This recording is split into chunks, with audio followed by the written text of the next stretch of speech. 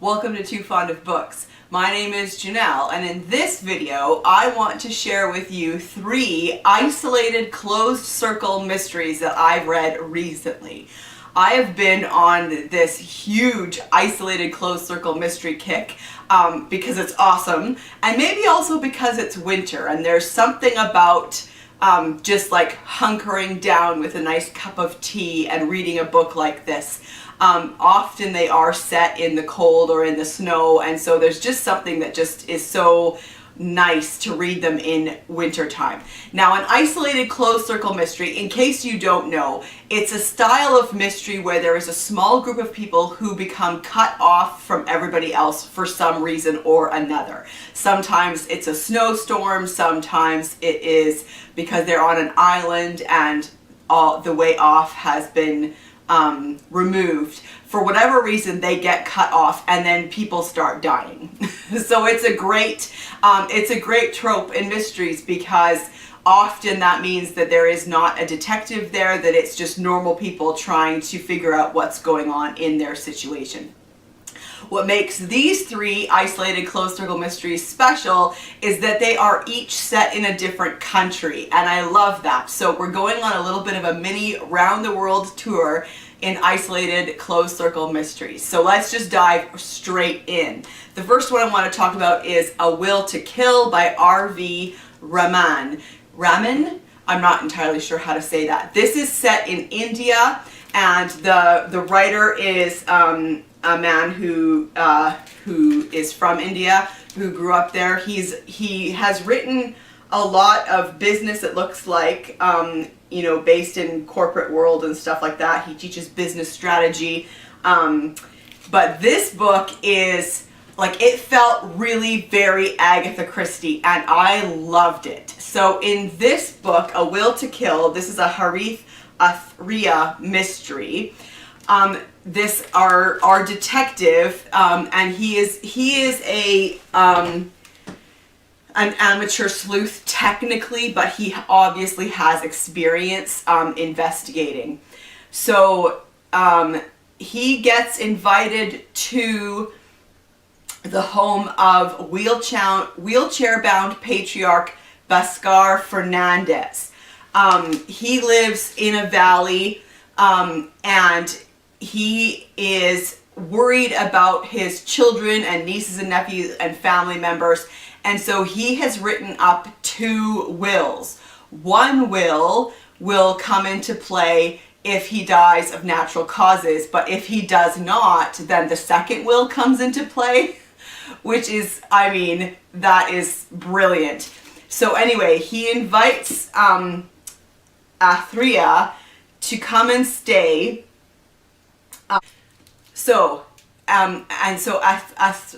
Athriya, I don't know why I have a hard time with that.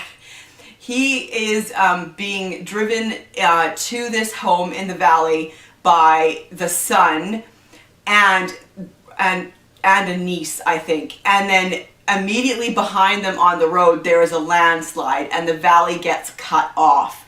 And so that is the sense in which it is isolated. This one is not a true isolated closed circle mystery because there are a few different homes in the valley, and they are able to get to each one. But in the house itself, when we get down to it, there are only 12 people, and there is bad weather and fog, and so they are limited in where they can go and how far they can go. And so this one I really enjoyed this one. It had so many elements of a classic golden age style mystery. It had an isolated country house, a kind of a weekend house party kind of a feel. There was a patriarch and a will involved, and there was the drawing room conclusion at the ending, or the gathering of the suspects. I really enjoyed this one, and there were a lot of surprises along the way. The person who was killed was not who I was expecting, and there were certain clues throughout. It was really good. There was great characters, lots of people with motives, a lot of things going on, which meant a lot of red herrings and side investigations, and I just really liked it. I liked the investigator. I thought that he was a good investigator and a really nice guy, and I just really enjoyed this mystery, and I would highly recommend it if you enjoy like closed circle isolated mysteries. Give it a shot. And I loved that it was set in India. I thought that was great. So yeah, I can highly recommend A Will to Kill by R.V. Raman. Now let's head over to France for One by One by Ruth Ware. This one is set in the French Alps, and this one is 100% an isolated closed circle mystery. So there is a skiing chalet that has 2 staff members, and it's a small chalet. It only has 9 or 10 rooms, and the only people who are booked in for the week are all from the same company. They're a tech startup, something to do with music, and they have come for kind of a corporate week with some training and some skiing, and then somebody goes missing, and then there's an avalanche, and then more people start dying. So they are truly cut off because of the avalanche. They are truly cut off from everybody else. They had to take a funicular to get up to where this particular chalet was anyway from the village. So they are totally cut off. The cell phones barely work, if at all. The phones are down. And so this one is 100% an isolated closed circle mystery. But I didn't love it as much as I liked A Will to Kill better, actually. But this one, I think it was probably because I didn't really like any of the people. Like, I don't mind if there's some unlikable characters, but pretty much all of them were in this one. There was a lot of language, and I'm not a huge fan. I mean, if there's a little bit of it, that's okay, but there seemed to be an awful lot of it in this one. There was also only 2 narrators, yeah, I think I would have liked it if there was maybe 1 or 2 more, like if it was a little more than that. And I also felt like the ending dragged out a bit, but it was still like it was still a solid closed circle mystery. And then let us head over to Scotland for Sleep by C.L. Taylor.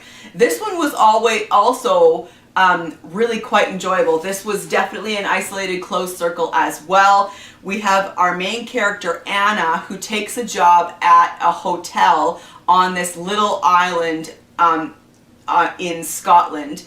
It's a small island. Only 32 people live on the island, and she is the only other staff member at this hotel other than the owner. And there are 7 guests that come to the hotel, and then because of a massive rainstorm, they get cut off from the rest of the island, and then the phones go down. So again, it's truly an isolated one. So this one was interesting because before we even get out to the island, we learn about Anna and what she is running from, and we get a little bit of her mindset, and then she runs to the island, and then again, like, people are dying, and so I really liked this one. I liked the characters. They weren't all likable, but I did enjoy them, and I did guess the killer, but it took me longer than it usually does to figure it out. There were a few things that I knew sooner than the actual identity of the killer, but again, yeah, so this one was really good. It felt very claustrophobic. You didn't know who to trust, and what were the secrets that people were hiding. Yeah, so again, it was really good. So here are our 3 great options for you for closed circle mysteries, isolated closed circle mysteries. This one is close to being an isolated closed circle mystery, and I really enjoyed it. I think this was my favorite of the 3. This one was definitely a isolated closed circle, and I really enjoyed this one too. And then this one by one, was definitely isolated as well. So do you enjoy an isolated closed circle mystery? I would love to chat with you about your favorite isolated closed circle mystery in the comment section down below. And I will see you for another video soon. Bye.